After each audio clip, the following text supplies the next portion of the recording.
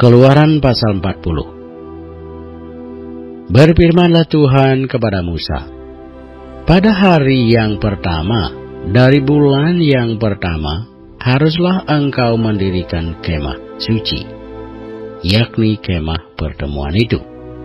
Kau tempatkanlah di dalamnya tabut hukum, dan kau pasanglah tabir sebagai penudung di depan tabut itu. Kau bawalah ke dalamnya meja, dan taruhlah di atasnya perkakas menurut susunannya. Kau bawalah ke dalamnya kandil, dan kau pasang lampu-lampunya di atasnya. Kau taruhlah mezbah emas untuk membakar ukupan di depan tabut hukum.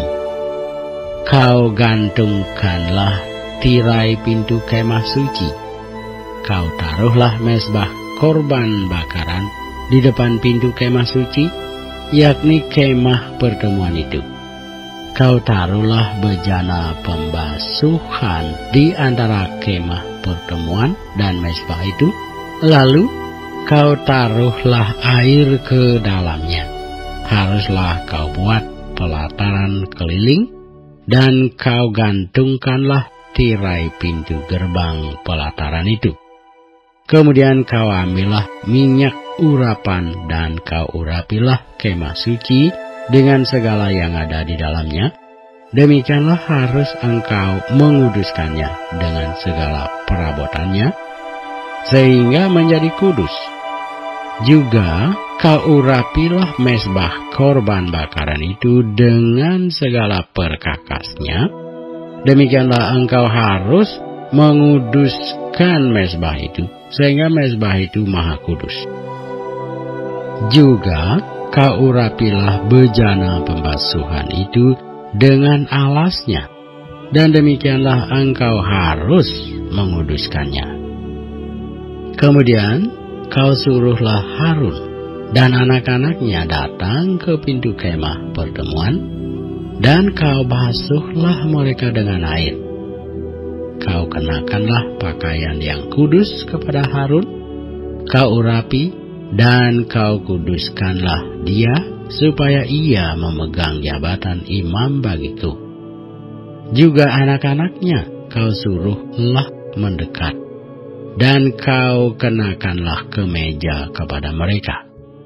Urapilah mereka seperti engkau mengurapi ayah mereka, supaya mereka memegang jabatan imam bagiku. Dan ini terjadi supaya berdasarkan pengurapan itu mereka memegang jabatan imam untuk selama-lamanya turun-temurun. Dan Musa melakukan semuanya itu tepat seperti yang diperintahkan Tuhan kepadanya, demikianlah dilakukannya. Dan terjadilah dalam bulan yang pertama tahun yang kedua, pada tanggal 1 bulan itu, maka didirikanlah kemah suci. Musa mendirikan kemah suci itu, dipasangnyalah alas-alasnya, ditaruhnya papan-papannya, dipasangnya kayu-kayu lintangnya, dan didirikannya tiang-tiangnya. Dikembangkannyalah atap kemah yang menudungi kemah suci, dan diletakkannya tudung kemah di atasnya, seperti yang diperintahkan Tuhan kepada Musa.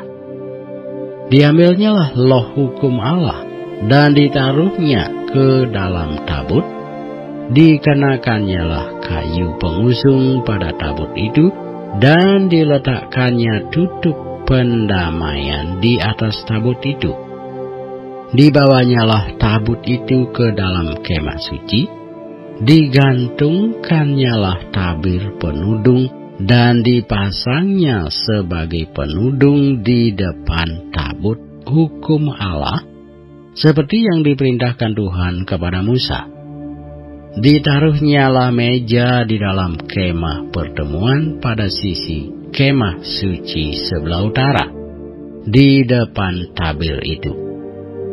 Diletakkannya di atasnya roti sajian menurut susunannya di hadapan Tuhan, seperti yang diperintahkan Tuhan kepada Musa. Ditempatkannya kandil di dalam kemah pertemuan berhadapan dengan meja itu pada sisi kemah suci sebelah selatan. Dipasangnya lampu-lampu di atasnya di hadapan Tuhan seperti yang diperintahkan Tuhan kepada Musa. Ditempatkannya mezbah emas di dalam kemah pertemuan di depan tabir itu. Dibakarnya di atasnya ukupan dari wangi-wangian seperti yang diperintahkan Tuhan kepada Musa. Digantungkannya tirai pintu kemah suci. Mezbah korban bakaran ditempatkannya di depan pintu kemah suci, yakni kemah pertemuan itu, dan dipersembahkannya di atasnya korban bakaran dan korban sajian seperti yang diperintahkan Tuhan kepada Musa.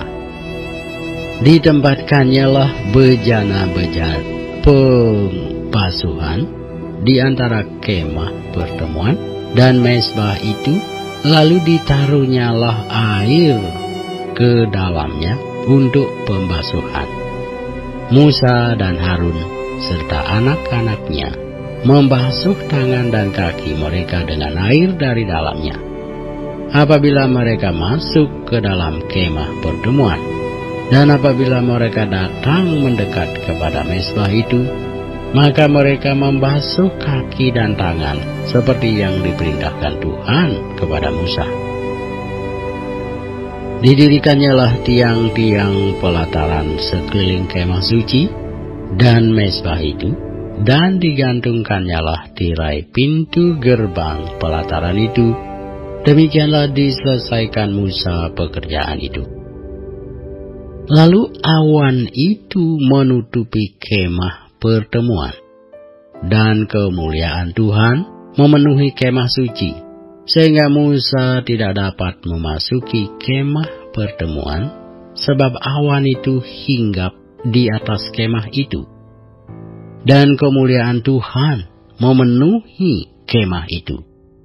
Apabila awan itu naik dari atas kemah suci, berangkatlah orang Israel dari setiap tempat mereka berkemah. Tetapi jika awan itu tidak naik, maka mereka pun tidak berangkat sampai hari awan itu naik. Sebab awan Tuhan itu ada di atas kemah suci pada siang hari, dan pada malam hari ada api di dalamnya, di depan mata seluruh